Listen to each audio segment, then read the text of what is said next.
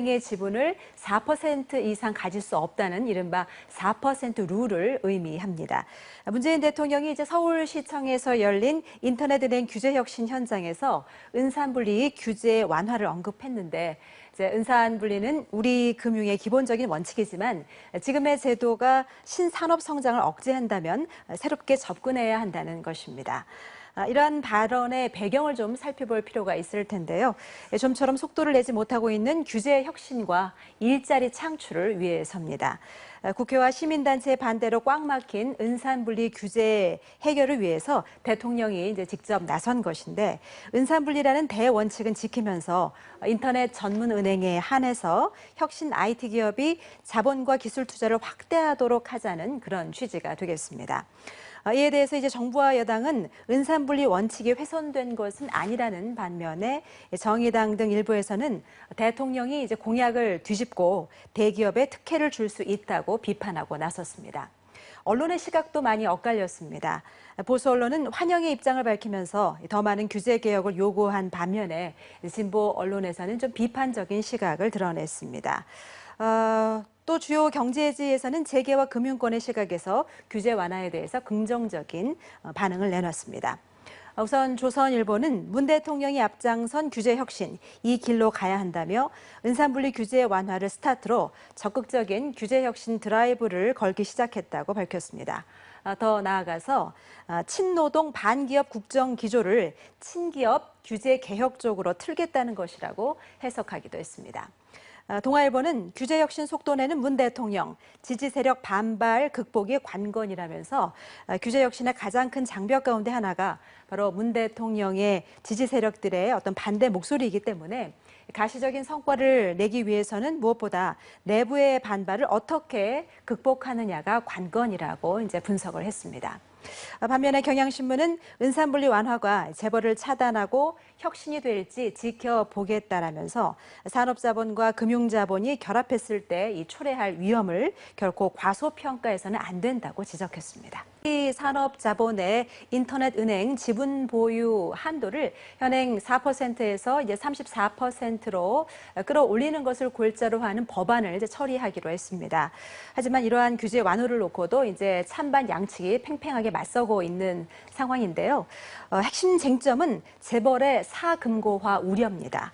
그래서 은행법 개정이 아닌 별도의 이제 특례법을 만들어서 인터넷 은행만 규제를 완화해주고 대주주의 자격을 엄격히 제한하는 등 안전장치를 이제 마련할 것이라고 하는데, 그 실효성을 두고서도 이제 의견이 분분합니다.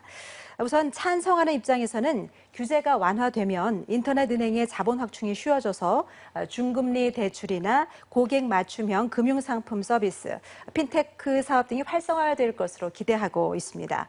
특히 인터넷 은행의 추가 고용을 통해서 일자리 창출은 물론 제3의 인터넷 은행도 나올 것으로 이제 전망하고 있습니다.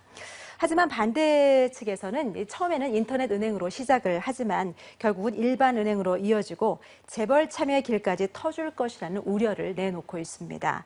작은 구멍 하나가 이제 둑 전체를 무너뜨릴 수 있다는 것인데, 은산분리 규제가 풀리면 재벌의 사금고로 은행이 이제 전락할 가능성을 배제할 수 없다는 주장입니다.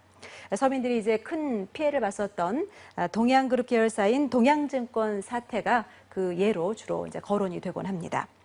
은산분리 완화와 관련해서 재벌의 사금고화 우려를 놓고서 이제 보수와 진보 언론 모두 실효성 있는 대책 마련을 촉구하고 나섰습니다. 중앙일보는 현 정권이 성공하려면 과거 정권의 규제 개혁이 왜 실패했는지 반면 교사로 삼아야 한다면서 과거처럼 규제 개혁의 정당성만 구호처럼 외치고 흐지부지 끝내서는 안 된다고 지적했습니다. 보다 실천 가능한 액션 플랜이 나와야 한다는 뜻이겠죠. 또 한겨레신문 역시 사설을 통해서 정부가 시민단체들의 우려를 해소할 수 있도록 더욱 확실한 보완 대책을 내놔야 한다고 강조했습니다. 네. 이제 추진하기로 한 이유 중에 중요한 것 중에 하나가 이제 바로 모바일 뱅킹 같은 핀테크 산업의 발전을 끌어내기 위한 것입니다. 우리나라의 파이낸스 테크놀로지 서비스 산업, 이른바 핀테크 업계가 기업들의 어떤 증자를 통해서 확실한 주도권을 잡고 미래를 이제 개척해야 한다는 뜻입니다. 보수 언론에서는 이를 적극적으로 환영하면서 속도와 타이밍이 이제 중요하기 때문에 제때 규제 핵혁신이 이루어져야 다른 나라에 뒤처지지 않고 4차 산업혁명 시대의 주역이 될 수 있다고 강조했습니다. 유럽연합과 또 일본, 중국에서는 혁신 기업이 인터넷 은행을 주도하면서 핀테크 경쟁을 벌이고 있는데 우리나라 인터넷 은행에 대한 규제 완화는 오히려 때늦은 감이 있다는 것입니다.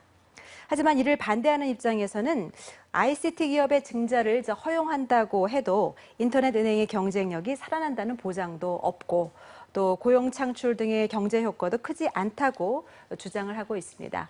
ICT 산업에 대해서 특혜를 줄 필요가 없다는 것이죠.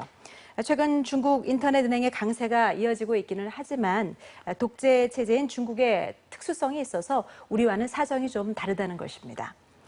우리 사회에 불필요한 규제를 개혁해야 한다는 데는 모두가 동의를 하지만 세부적인 분야, 즉 디테일을 놓고서는 의견이 좀 갈리는 것 같습니다. 언론이 찬반 주장에 따라서 일리가 있는 부분은 좀 더 정확하게 알리고 또 양측의 기회 비용도 좀 따져볼 필요가 있을 것 같습니다. 그와 관련해서 찬반 양론이 첨예하게 이제 대립을 할 텐데요.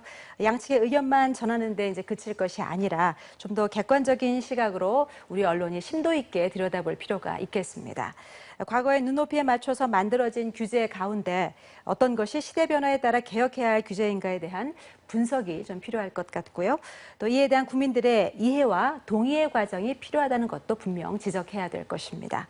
특히 기득권층의 어떤 반발이나 또 국회의 눈치 보기 등 규제 개혁의 근본적인 걸림돌이 무엇인지 또 짚어볼 필요도 있겠습니다.